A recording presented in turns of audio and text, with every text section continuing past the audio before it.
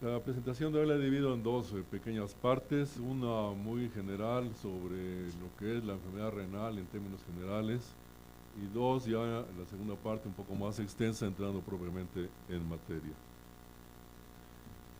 Cuando recibí la invitación a desarrollar este tema, me respondí de inmediato: el enfermo renal no es discapacitado, y creo que no lo es en general, pero sí puede llegar a serlo. Veamos por qué. Para la portada de este texto de nefrología diseñé un esquema en el que se muestran la ruta de los padecimientos renales. No todos tienen el mismo curso. Así, una mujer joven que en el embarazo tiene una severa infección pilocalicial que cura, está excluida de la discapacidad. O un escolar que tiene una glomerulonephritis aguda postestrocócica que cura en 6 semanas, dista mucho de ser discapacitado, y así podría citar otras patologías renales, de tal modo que, como se muestra en el siguiente cuadro, en la parte de abajo, las enfermedades renales son múltiples, pero ubica un centro más notorio en la actualidad, las enfermedades renales crónicas. Desde luego, lo que sigue la insuficiencia renal crónica, la insuficiencia renal crónica en la etapa avanzada, y luego los tratamientos o no tratamientos que reciben los enfermos. Sin embargo, el segmento mayor es el paciente renal crónico, que incluso puede tener insuficiencia renal catalogada anteriormente en etapa terminal, término sustituido por el de avanzada, y según la literatura de España, con el término de insuficiencia renal crónica permanente, aún después del trasplante renal. ¿Por qué dije de primera intención que no es discapacitado el enfermo renal crónico?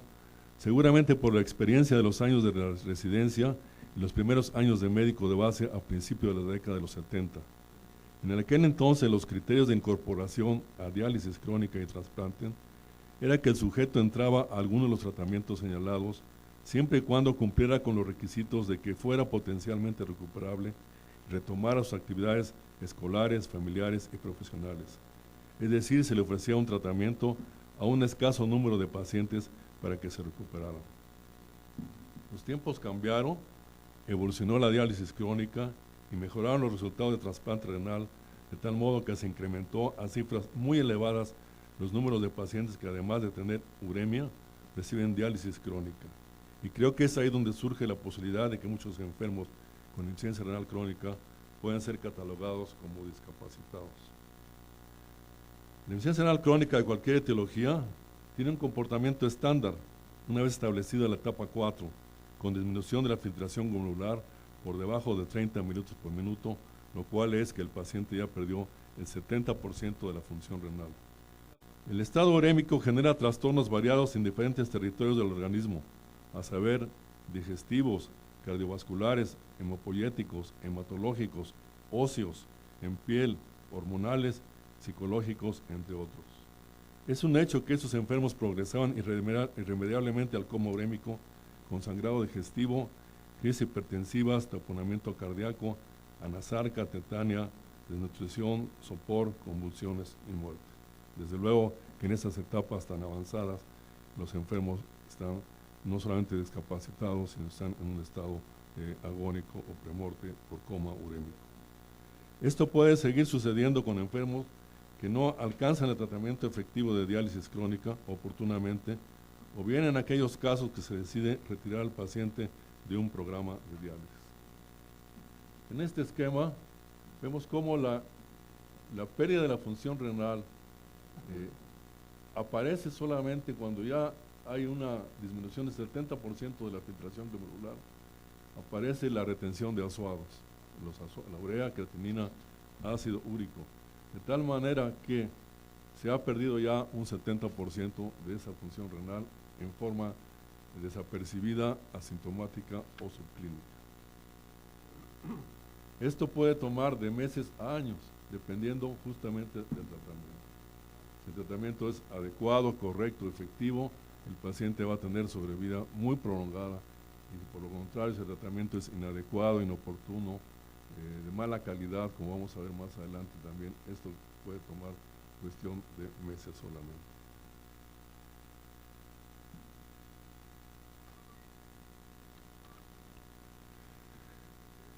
Recientemente se elaboró en Estados Unidos de Norteamérica esta clasificación que nos permite objetivizar los grados de la función renal, grado 1 al grado 5. Es interesante ver que el grado 1 puede haber aumento de la función renal, puede haber hiperfiltración. A partir del grado 2 va disminuyendo numéricamente y son lo que yo mencionaba anteriormente en la fase clínica o subclínica o desapercibida. Solamente cuando estamos en fase 4, el paciente tiene una disminución de 15 a 29 mililitros por minuto de filtración glomerular, está en una fase avanzada y la pérdida del 15 a 5%, de 15 a 5 mililitros por minuto de filtración glomerular, el paciente debe iniciar diálisis crónica o trasplante renal. Estos son algunos de los signos y síntomas de los enfermos renales crónicas que en el escrito que tenemos están en una de las tablas finales. Los métodos de reemplazo renal se dividen en dos grandes apartados, trasplante y diálisis, y estos a su vez en dos. Diálisis peritoneal continua ambulatoria, mediante un catéter permanente en abdomen a través del cual el paciente recibe diariamente de 8 a 16 litros de líquido de diálisis que recambia en intervalos de 4 a 6 horas durante las 24 horas del día cotidianamente. En los últimos años se han desarrollado los programas de DPA o diálisis automática, en que el enfermo o un familiar o ayudante lo practica en la casa del paciente y se puede recurrir a máquinas semiautomáticas o cicladoras que efectúan este procedimiento. La sobrevida promedio a los 3 años es del 50%, pero hay enfermos que han tenido sobrevida superior a 15 o más años. En México, el 60% de los pacientes reciben este tipo de diálisis. El tratamiento con diálisis y trasplante renal, pero puede sobrepoblar los servicios de nefrología. El tratamiento con diálisis y trasplante renal es un tratamiento salvavidas. Por ello es que se ha puesto poca atención a la calidad de vida y si disminuye la mortalidad, los puntos subrogados de medición de calidad de vida se consideran a veces insuficientes o necesitan probar su eficacia. Es decepcionante saber que mientras la prevalencia en enfermedad renal crónica está aumentando, las mediciones de resultados de los pacientes no han mejorado. En esta tabla, en la revisión que realicé de la literatura en los últimos años, son las diferentes escalas que han sido utilizadas para tratar de medir la calidad de vida y la discapacidad de los enfermos renales crónicos. La primera de ellas, que ustedes la conocen perfectamente bien, son los años de vida saludables perdidos, y fue un estudio que realizó Julio Frenk hace más de 14 años, en los cuales mostró que la segunda causa de años de vida saludables perdidos en México era la enfermedad renal crónica. Así ven ustedes diferentes clasificaciones o diferentes escalas de medición. Quiere decir que no tenemos una apropiada. Cuando hay muchas escalas para algo, quiere decir que no hay una apropiada. Y algunas de estas las mencionaré en la segunda parte. Algunos estudios han revelado que solamente un número limitado de pacientes se sienten preparados para iniciar la diálisis. Por la escasa información, la decisión es más difícil.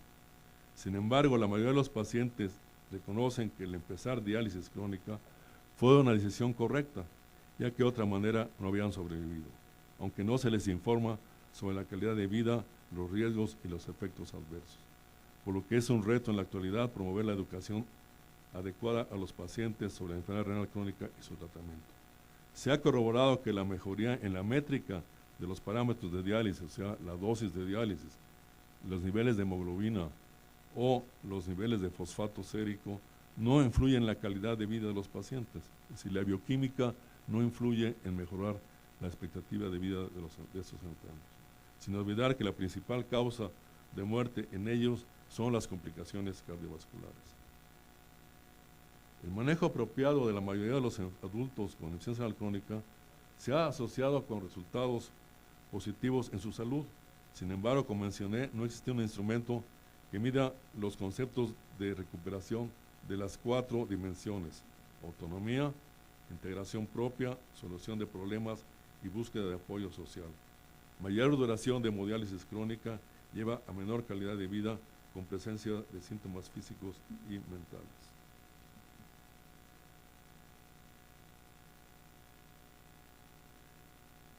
La prevalencia de depresión mayor en los pacientes ya en etapa 4 de enfermedad renal crónica se acompaña con una pobre calidad de vida, se hospitalizan más frecuentemente y fallecen pronto en comparación con aquellos que no están deprimidos. Además, es incierto si los medicamentos antidepresivos mejoran los resultados en los pacientes con enfermedad renal crónica.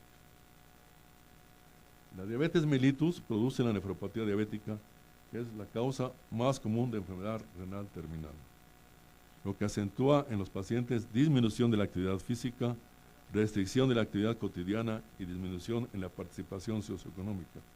Por lo tanto, es importante medir los problemas psicosociales de estos enfermos.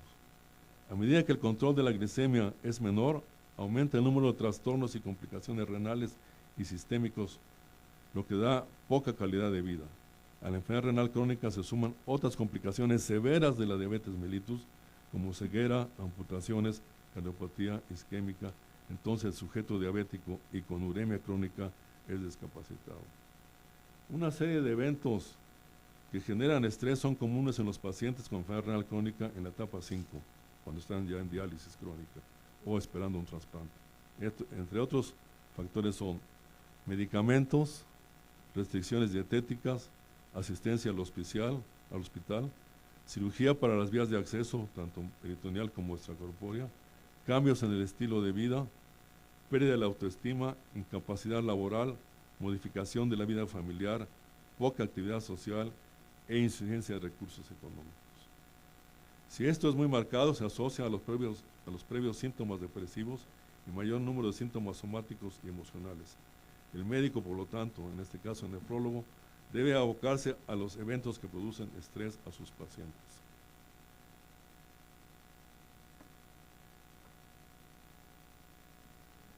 Entre los principales síntomas neurológicos que tiene el paciente con enfermedad renal crónica están los trastornos del sueño. Se invierte el ritmo del sueño y puede acompañarse de sueño superficial o de pesadillas. Los pacientes con insuficiencia renal crónica se ha medido con pobre sueño usan más los servicios de salud, requieren más medicamentos y reportan capacidades funcionales reducidas con menor calidad de vida.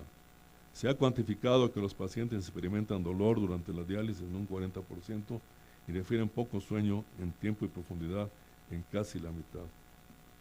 Los síntomas de depresión que se manifiestan en los primeros 90 días de diálisis, o sea, los primeros 3 meses, se asocian con mayor frecuencia en el retiro del tratamiento y riesgo de mortalidad. Por lo tanto, se recomienda evaluar y tratar la depresión durante este periodo inicial de mayor vulnerabilidad al paciente y a sus familiares. Hay evidencias recientes que los individuos con insuficiencia renal crónica hay deterioro cognitivo y se asocia con aumento del riesgo de mortalidad relacionada con la situación económica, factores psicológicos, encefalopatía urémica, enfermedad cerebrovascular clínica o subclínica y las comorbilidades como anemia, hipertensión arterial, diabetes, desnutrición y niveles bajos de testosterona en el varón. Además de la depresión y en estados tempranos de la enfermedad renal crónica, aparece, como mencioné, deterioro cognitivo, hay susceptibilidad a estados de confusión, trastornos mentales e incluso delirios y demencia, lo que se ha asociado a hospitalizaciones prolongadas y aumento en el número de hospitalizaciones, en poca adherencia al tratamiento y mayor riesgo de mortalidad. La enfermedad renal crónica se asocia con aumento en la prevalencia del deterioro cognitivo y se ha medido que por cada 10 milímetros por minuto de disminución de la filtración glomerular, ya por debajo del 30% se asocia con aumento de estos síntomas.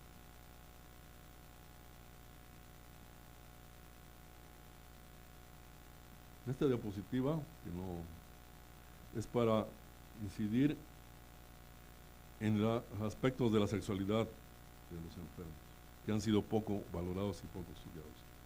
Un estudio multinacional mostró que efectivamente los pacientes con enfermedad renal crónica tienen pobres niveles de calidad de vida comparados con la población normal, especialmente en aquellos con insuficiencia renal avanzada y que se manifiesta en su estilo de vida, en el apoyo familiar, psicosocial y vida sexual.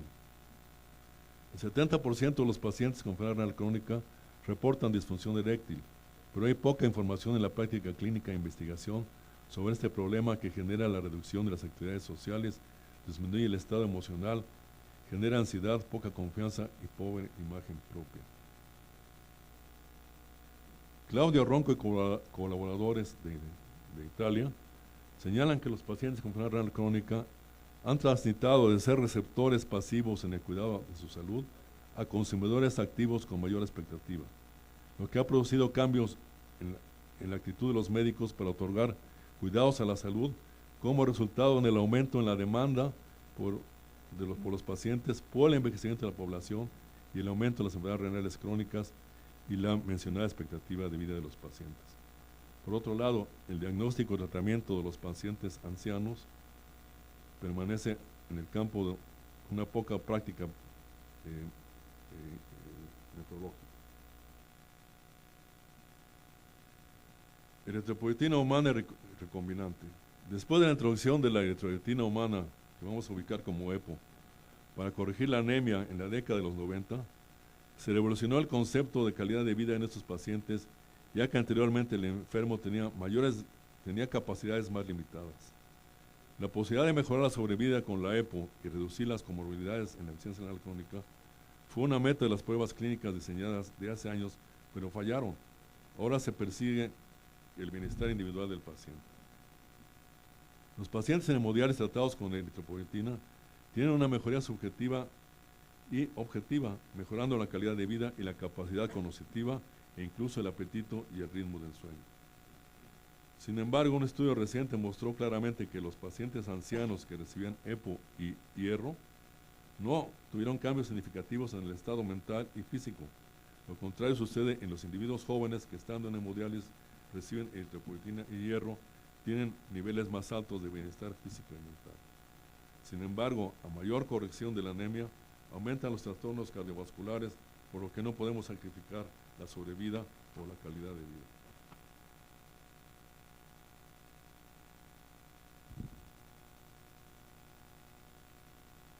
Ejercicio en la enfermedad renal crónica. Es un concepto que se ha tomado en los últimos años y empezó esto mundialmente en el Instituto Nacional de Cardiología con las experiencias de la unidad de hemodiálisis del Hospital del Instituto Nacional de Cardiología con el doctor Pérez Grobas. La inactividad física en la mayoría de los adultos con enfermedad renal crónica es un problema, especialmente en los que ya están en diálisis. Se debe tratar de incorporarlos en programas de ejercicio diseñados desde las primeras etapas hasta las más avanzadas de su enfermedad para graduar una adaptación fisiológica. Está comprobado que la combinación de entrenamiento aeróbico con el ejercicio de resistencia es eficaz para mejorar la salud de estos pacientes. Por lo tanto, una nutrición correcta combinada con las intervenciones de ejercicio deben de formar parte de la rutina de cuidado de los pacientes en diálisis crónica.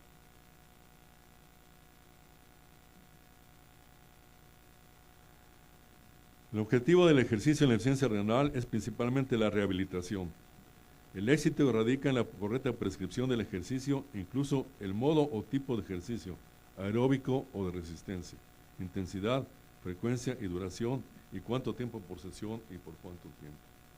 En general, un programa de ejercicios adecuado depende de varios factores: profesionales del ejercicio comprometidos y entrenados, fomentar el ejercicio intradialítico, compromiso de personal médico y de diálisis, espacio físico adecuado, ambiente y equipos propicios para entrenar, rutinas de ejercicio interesantes y estimulantes.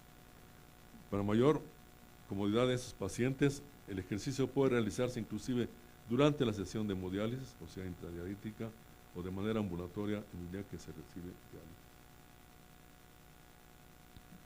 La siguiente parte es una panorámica de diferentes fuentes internacionales que sitúan de diferentes ópticas, el desarrollo y la problemática de la rehabilitación y recuperación del enfermo renal crónico y otros factores sociales al margen de la enfermedad que intervienen. En Australia han encontrado que la enfermedad renal avanza más rápido en grupos con desventajas socioeconómicas, entre otros bajo peso al nacer, pobre salud en la niñez, tabaquismo, hipertensión, obesidad, inactividad, consumo de comida rápida, ignorancia sobre el cuidado de la salud y tardía referencia al especialista. En el Reino Unido, un estudio encontró que hay mayor incidencia de pacientes en tratamientos de reemplazo renal en aquellos diabéticos descontrolados que en diabéticos con control de la glicemia y que tengan además hipertensión arterial, reemplazo de rodillas, procedimientos de angioplastías y enfermedad cardiovascular. La enfermedad renal tiene mayor prevalencia en habitantes de zonas urbanas, no fumadores, con asistencia de alcohol y en aquellos con baja actividad física. En un estudio de Francia encontraron diferencias geográficas en la incidencia de tratamientos de reemplazo renal, en las que influyen los modos de práctica médica, la diabetes y los antecedentes socioeconómicos, y permanece en controversia si hay diferencia entre las áreas urbanas o rurales, aunque sí hay mayor incidencia de la enfermedad renal crónica en áreas de deprivación. Se ha demostrado que un mejor acceso a los cuidados de la salud, la prevención y tratamiento reduce la incidencia de tratamientos sustitutivos renales. Otros estudios han encontrado mejores resultados de sobrevida en hemodiálisis en pacientes de raza negra o asiáticos que en sujetos de raza blanca, sin que se deba a factores psicosociales, y puede ser que las minorías étnicas otorguen mayores cuidados a la salud una vez que sus pacientes están en diálisis. La incidencia de tratamiento de reemplazo renal es mayor en áreas de menores ventajas socioeconómicas, en los jóvenes, pero no en los ancianos, donde se ven influenciados por la edad y la diabetes mellitus y por el género. Hay mayor número de mujeres ancianas sin tratamiento de la enfermedad renal crónica. El número de pacientes con enfermedad renal crónica en Japón se ha estimado en 13 millones, lo cual es el 13% de la población. La incidencia anual de enfermedad renal crónica avanzada, alrededor de los 65 años, fue mayor en los últimos 5 años. O sea, ha ido progresando, aumentando. Al haber aumento en el número de pacientes ancianos con enfermedad renal crónica, se hace necesario desarrollar la rama de nefrogeriatría. En Japón, recientemente validaron el cuestionario de la OMS referente a la clasificación internacional de la funcionalidad, discapacidad y salud en pacientes diabéticos con enfermedad renal crónica con o sin hemodiálisis, y encontraron que es una herramienta útil. La prevalencia de diabetes mellitus aumentó rápidamente en la década pasada del 10 al 30%, al 10%, y el 30% de los diabéticos desarrollan enfermedad renal crónica. A diferencia de lo que sucede en las enfermedades cardíacas, no hay muchas evidencias si el estilo de vida y los factores sociales inciden en la enfermedad renal diabética temprana. El grupo reportó que una alimentación sana, actividad sana y con ingesta de alcohol moderada, así como en aquellos con mayor masa corporal y exfumadores, desarrollan menor daño renal.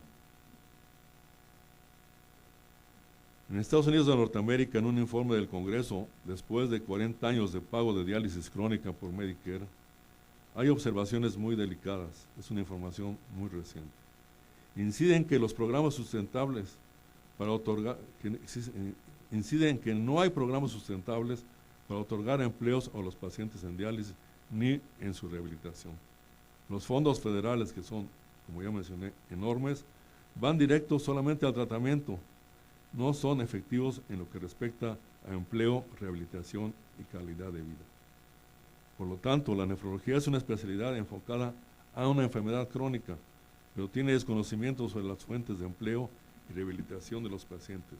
Sugieren que se requieren consejeros de rehabilitación renal. Un estudio de J. Dorigan de la Universidad de Emory de marzo de este año dice: un aumento en el número de amigos reduce la progresión de la enfermedad renal crónica. En diabetes tipo 2, donde sugieren que los factores sociales son relevantes en lo que ellos llaman ya la medicina renal personalizada. Señalan que hay que dar realce en el futuro a investigar sobre la educación de los pacientes en la especialidad de nefrología. Concluyen que el paciente renal es lo que sus amigos le otorgan. Miden el score de enlaces sociales y encuentran datos sorprendentes. En 7,000 enfermos, el nivel educativo tiene influencia en la velocidad de progresión de la enfermedad renal crónica, pero no las preocupaciones financieras o el estrés. La actividad física regular disminuye significativamente el riesgo de la progresión de la enfermedad renal, así como el aumento el consumo moderado de alcohol. Por lo contrario, miles de pacientes renales están en condiciones discapacitantes, no cuenta con incentivos laborales, no hay pagos por discapacidad, no hay pagos de asistencia a la familia, hay reducción en los puestos reducción en los puestos, reducción en los puestos de trabajo, no hay subsidios en alimentos y todo da poca oportunidad de disminución de costos por hospitalización. Por el contrario, se quería mostrar de hace rato, el registro de diálisis de Corea muestra que entre el 30 y 46% de los pacientes en diálisis crónica tienen un trabajo. Es un dato sobresaliente que han logrado en la República de Corea. Cómo rehabilitan cerca de la mitad de los enfermos son capaces de regresar a laborar.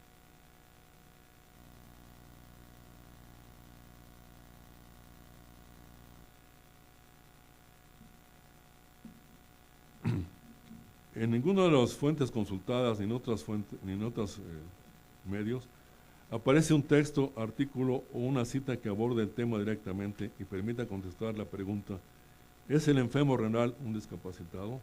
De ahí lo interesante del tema. Quedaría la interrogante sin responder o bien sectorizar el grado de discapacidad con otros instrumentos aparte de los ya mencionados. La atención del paciente renal exige un tratamiento especializado, otorgado por el nefrólogo, apoyado por otro personal de salud calificado. La falta de oportunidad de tratamiento correcto lo sumerge en una serie de otros trastornos colaterales a la uremia crónica, o sea que un mal tratamiento suma molestias, síntomas y signos que aparentan una incapacidad funcional que de progresar lleva a la discapacidad temporal, permanente o múltiple. Por otro lado, uno conoce enfermos renales avanzados en diálisis crónica durante años que no son hipertensos, no están anémicos, no están edematizados, no están desnutridos ni deprimidos y llevan una vida normal de estudios social y familiar y son productivos. Pero al otro lado, en la máquina de diálisis de al lado, está otro enfermo con complicaciones. El enfermo es tratado con la misma máquina, con el mismo esquema de diálisis, recibe los mismos fármacos correspondientes, pero tiene discapacidades. Entonces podemos decir que la enfermedad renal crónica es discapacitante, se suman varios factores. Para terminar, hablaré sobre un aspecto que siempre me ha preocupado: cómo, cuándo y por cuánto tiempo se debe expedir una incapacidad o un enfermo renal crónico.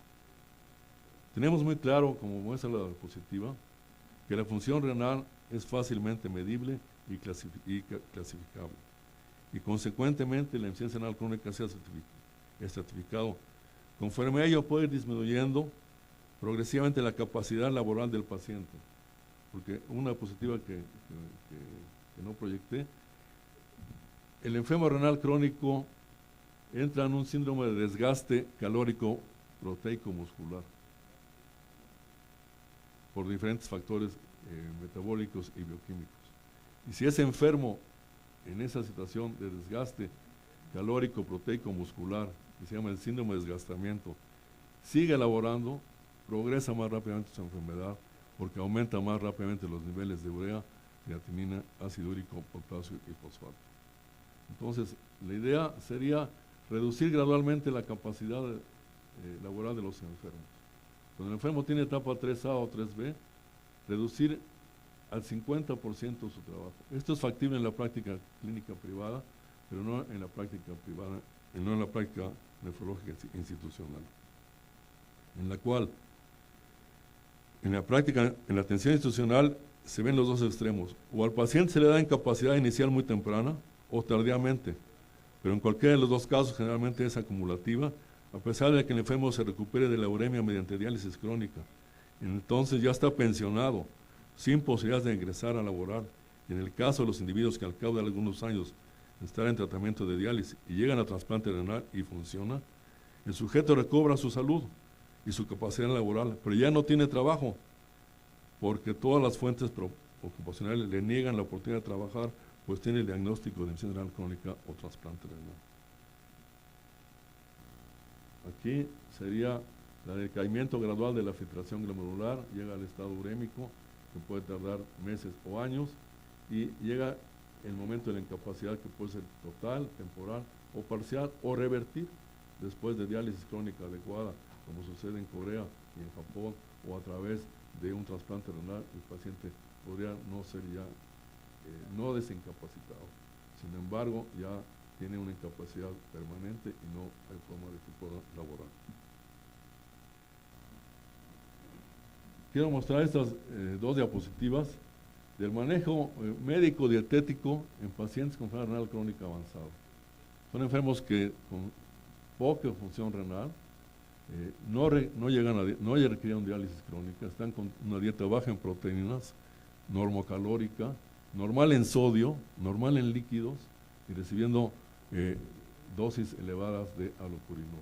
Vean enfermos, la edad media de los enfermos fue 84 años y fueron seguidos entre 8 y 180 meses, un promedio de 11 años. Los pacientes fueron vistos 2 veces, cada 2 meses por lo pronto. Muchos eran diabéticos, otros eran hipertensos, otros tenían diabetes e hipertensión arterial. Al cabo de estos 10 años, los enfermos mantuvieron su filtración glomerular normal, bueno, normal, la inicial, filtración glomerular de 31 mililitros por minuto. Al cabo de años, se mantiene la filtración glomerular. El enfermo no decayó su función renal, no llegó a los territorios de diálisis crónica. La urea estaba elevada, pero no elevó más, se mantuvo en 100 miligramos por ciento y al final de este periodo largo se mantiene 84% miligramos por ciento. O sea, hay una tendencia en la actualidad que al enfermo de edad avanzada, de renal crónico, no es necesario que llegue a diálisis crónica. Puede tratarse médicamente y con un aporte adecuado de nutrientes. Claro, se necesita que el enfermo colabore. Entonces diríamos que la enfermedad renal crónica es una enfermedad marginada, una insuficiencia renal crónica es terminal, avanzada, permanente, y aquí con el asterisco agregué invalidante. La enfermedad renal crónica, sobre todo el enfermo de diálisis crónica, sí es una enfermedad que produzca invalidez en la mayoría de los enfermos.